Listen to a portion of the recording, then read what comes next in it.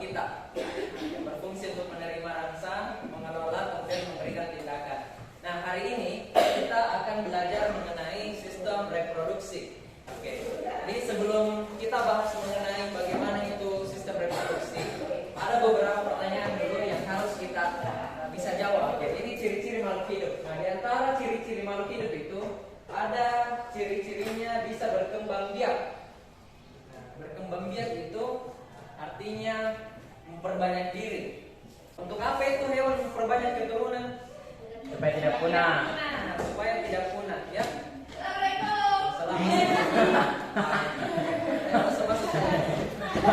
Untuk memperbanyak keturunan. Jadi sama juga manusia. Manusia itu kalau di Indonesia alhamdulillah masih banyak ya, masih mau berketurunan. Tapi kalau di Jepang kalian pernah tidak dengar berita viral kalau di sekolah-sekolah di Jepang itu banyak yang sudah tutup. Nah, kenapa tutup? Karena seksual. Di Jepang itu katanya kalau ada anak-anak kecil itu senang sekali itu orang-orang dewasa. Karena jarang sekali mereka itu lihat anak-anak kecil kalau di Jepang.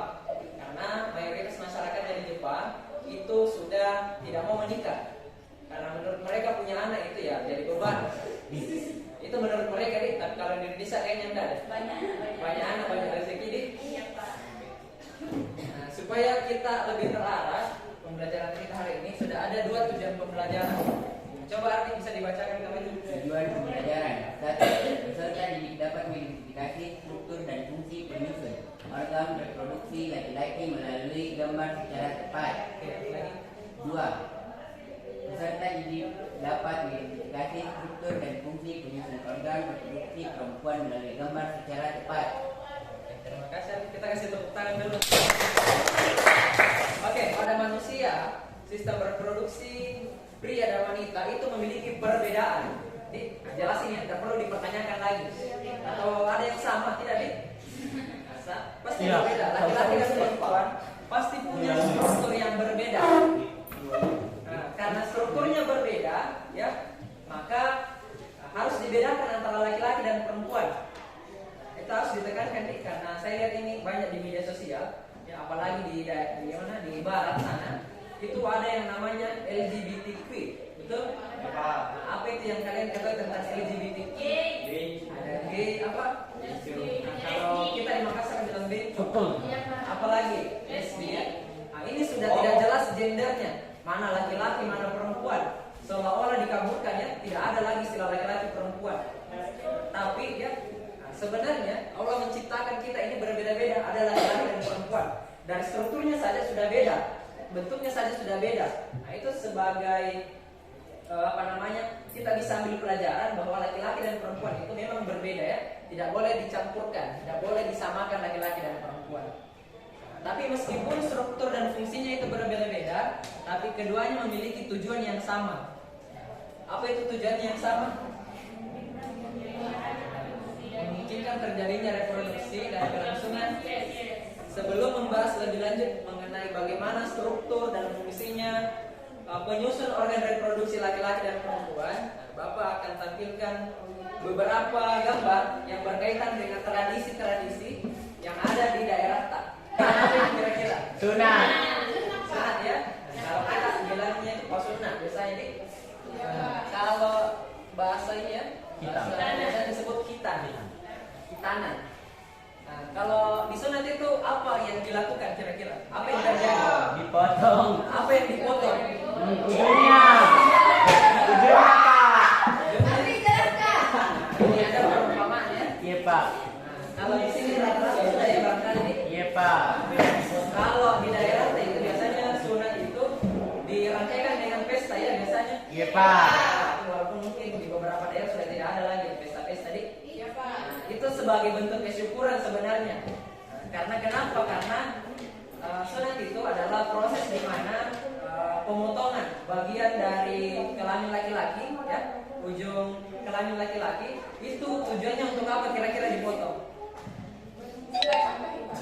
Supaya apa? Bekas. Apanya yang pakai? Postur tubuh Pak. Postur tubuh Pak. Ya, biasanya ya, ini biasanya orang yang sudah disunat itu lebih bagus pertumbuhannya ya. Kita cari tahu kenapa seperti itu. Tapi tujuan utamanya kebersihan. Jadi biasanya ya pada bagian ini ya, ketika belum dipotong itu masih sering menyimpan kotoran-kotoran, entah ketika buang air kecil dan lain sebagainya, itu bisa saja masih menempel di bagian ini. Nah itu pada laki-laki. Kalau pada perempuan ada juga sunat tidak? Kalau sunat pada perempuan ya, yang bapak ketahui kalau dalam Islam itu ada dua pendapat. Ada yang bilang sunnah, ada yang bilang wajib. Nah, kalau sunnah artinya bisa dilakukan, bisa tidak. Nah, kemudian sunnah ya pada perempuan jangan disamakan kayak laki-laki. Iya Pak. Tidak bisa ya. Iya, Karena sudah Pak. berbeda strukturnya.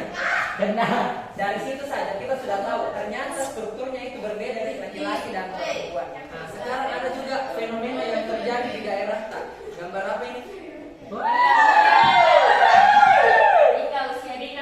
Pernikahan usia Dini. Nah, kalau ini di daerah tak kira-kira pernah lihat tidak? Banyak. Banyak ya? Nah, Perjodohan. perjodohan banyak faktor yang menyebabkan kenapa biasanya terjadi nikah ini ya. Bisa karena budaya, bisa karena ekonomi, bisa karena perjodohan, banyak sekali faktornya. Nah, seolah-olah ini sudah menjadi budaya, hal yang diwajarkan. Nah, supaya kita lebih terbuka ya, lebih terbuka gambarannya mengenai bagaimana dampak buruknya itu pernikahan bisa ini. Nah, Bapak sudah siapkan beberapa video. Nah, bisa anak-anak simak nih.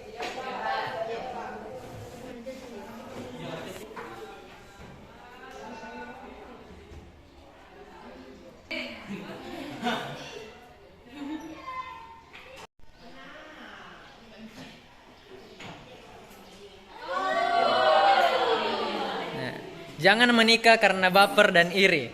Nah, tapi sebisa mungkin ciptakan keluarga berkualitas dan hebat dengan menghindari pernikahan dini. Berencana itu keren ya. Oke, bisa beri tepuk tangan dulu. Oke, sekarang dari video tadi, Bapak mau tunjuk beberapa orang untuk menyampaikan kira-kira apa hikmahnya ya dari video yang sudah Bapak tayangkan tadi. Ada yang mau? Oke, silakan. Siapa nama tak? Siapa? Leni. Leni, silakan Leni. Menurutnya Leni apa yang bisa diambil dari video tersebut? Ada RT, apa lagi?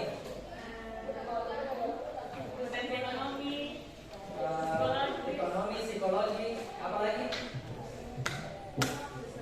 Ya, bisa saja lulus sekolah, apa lagi? Dari sisi kesehatan reproduksi, apa? Stunting, apa lagi?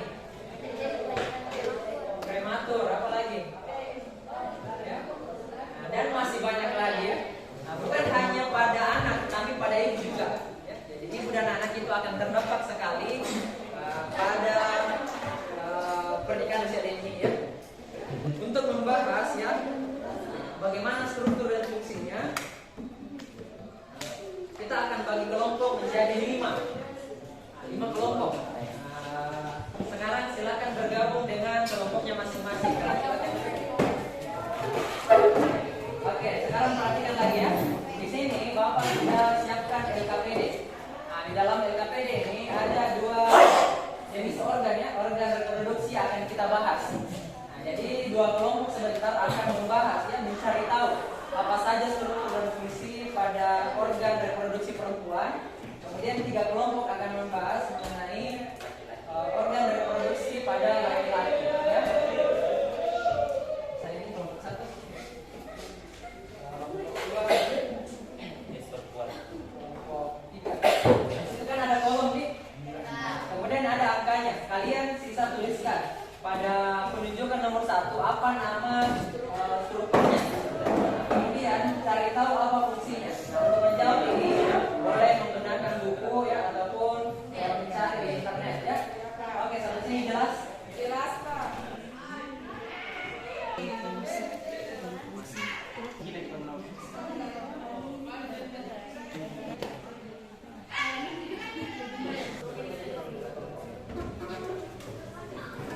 Sekarang itu adalah sesi presentasi. Nah, bagaimana cara presentasinya? Cara presentasinya Bapak akan tunjuk ya 1 sampai 3 orang perwakilan tiap kelompok. Nah, untuk menuliskan ya apa nama strukturnya, kemudian dijelaskan apa fungsinya. Bisa dipahami ya? Sekarang kita akan bahas pertama mengenai organ reproduksi pada laki-laki. Jadi dituliskan nomor 4, 5, dan 6 ya. Nah, kelompok yang lain perhatikan nih.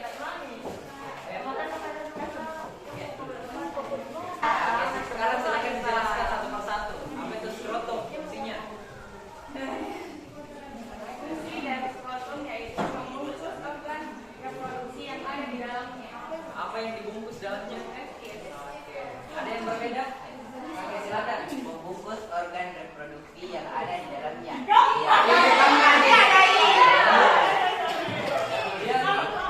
Yakni testi beserta komponen-komponen lainnya. Oke, lanjut lagi. Kemudian testis. Apa itu? Memproduksi dan menyimpan sperma. Oke, memproduksi dan menyimpan sperma. Ada lagi? Menyimpan ya? Nanti kita perjelas lagi. Lanjut. Epididimi. Apa? Epididimi. Sebagai transportasi sperma dan perawat pematangan sperma. Oke, ada yang lain? Ada ya? Ada? Oke. Mengangkut dan menyimpan sperma yang diproduksi oleh testi.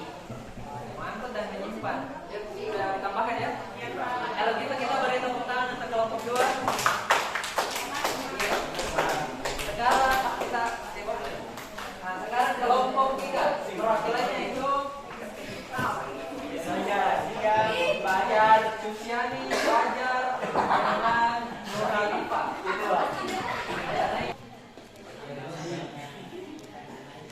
Kelenjar ya, kelenjar apa?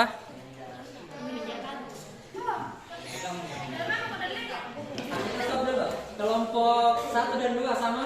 Sama. Ada yang berbeda? Sama di kandung kemih toh, Pak. Yang mana? Yang Kandung kemih? Yang mana menurut Kak kandung kemih? vesicula Vesicula seminalis. Jadi berbeda ya. Jadi vesicula seminalis itu yang bagian ini seperti kantong-kantong ini ya. Kalau kandung kemih dia ini. Tempat apa itu kandung kemih? menyimpan urin. Penyimpan urin. Jadi beda ya. Ada penyimpan untuk sperma, ada untuk penyimpan urin ya. Oke, vesicula seminalis. Vesicula seminalis dengan reproduksi dan menyimpan cairan yang nantinya akan menjadi air mani. Oke, sampai sini. Kelompok 1 dan 2 ada yang berbeda? Oke, nomor 7 apa? Nomor 7 Produksi getah yang membantu menetralkan tanaman dari sisa urin di uretra. bantu menetralkan ya. Oke, sudah? Masih ada lagi? Sama jadi? Oke, kalau gitu kita beri aplaus untuk kelompok 7. Menambahkan ya. Jadi perhatikan, khususnya untuk kelompok 4 dan 5 perhatikan, dijelaskan juga organ reproduksi pada laki-laki itu ada yang namanya organ, ada yang kelenjar. Testis itu kalau pada kucing biasa ada kayak bola-bola ya. Pada laki-laki juga kurang lebih seperti itu. Nah, testis itu ada pembungkusnya. Apa nama pembungkusnya? Skrotum, ya skrotum. Nah, kenapa dibungkus? Sekarang saya tanya, kenapa harus dibungkus itu testis? Supaya tidak pecah. Yang paling tepat adalah melindungi dari suhu. Apa itu suhu? Udara. Suhu itu udara ya, atau kondisi ya, bukan kayak ampun suhu, bukan ya. Testis itu dalam kondisi terlalu panas atau terlalu dingin akan berpengaruh pada produksi sperma ya. Jadi itu untuk hari ini yang kita bahas mengenai struktur. Insya pada pertemuan selanjutnya kita akan bahas mengenai bagaimana proses terjadinya fertilisasi, bagaimana terjadinya proses kehamilan, dan bagaimana itu proses menstruasi.